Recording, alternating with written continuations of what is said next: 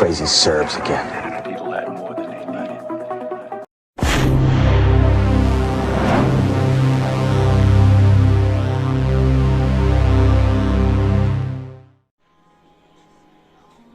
Pozdrav dragi fanovi, danas unboxujemo Xbox, što bi rekli, otključavamo novog člana našeg kanala, koji je vredno, marljivo radio, dobro nije radio i kupio sebi, to je žena mu kupila Xbox.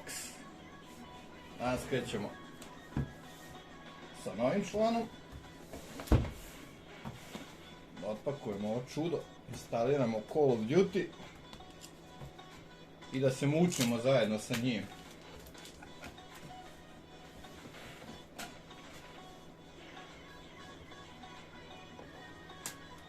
Ako je to pritiskaš na...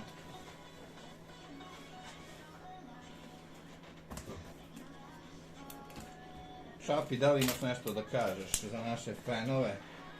I don't speak Serbian language. Eto, nabacili smo jednog Engleza čisto da bude zanimljivije. Pričaju na bosanskom. Fali nam jedan Kinez da se probijemo i na kinesko tržište, pošto nas algoritam YouTube-a izgleda ne prepoznaje kao opasnice, spusti loptu. Da nije ovo ona kutija sa grehovima. Da. Ovog Xbox, to ćemo kasnije da vidimo šta dobijemo od dodatne opreme. Naravno, pusti to za upotrebu. To za naš muškarac nije potrebno. Karton za jaja. To će nam trebati kad se oženimo. Dobijemo jedan HDMI. Prilike oko 100 metara dužine. Ovo nam ne treba, pošto ćemo preko solarnih panela da se prikopčamo. I glavna zvezda već, a da to nije Xbox, to je joystick, ali bez njega se ne može. Lepo zapakovan, piše, evo i deca su nacrtana. Znači, ko ima decu, nas ne igra. Jel tako nešto? Ne biti. Nećemo da kvarimo dožive. I dobili si baterije. Dobili smo i dve baterije i to, nećemo da ih reklamiramo, nismo plaćeni. Fujitsu. Ola.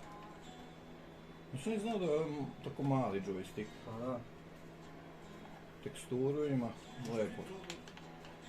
Lepo leži u ruci. Gumbovi su dobri. Svaka čast. I ako nema skrivenih pregrada kao u šverceru oružja, to je to. Kolega, preuzmite. Thank you very much. I sada.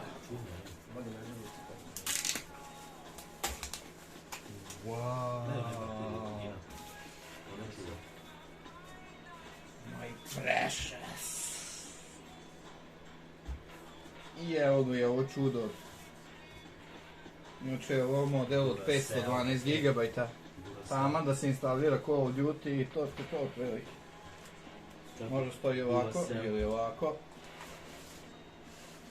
Imamo HDMI, 2 USB, Type-C, LAN kabel i to je to. To bi bilo to. Ljudi, pozdravljam vas.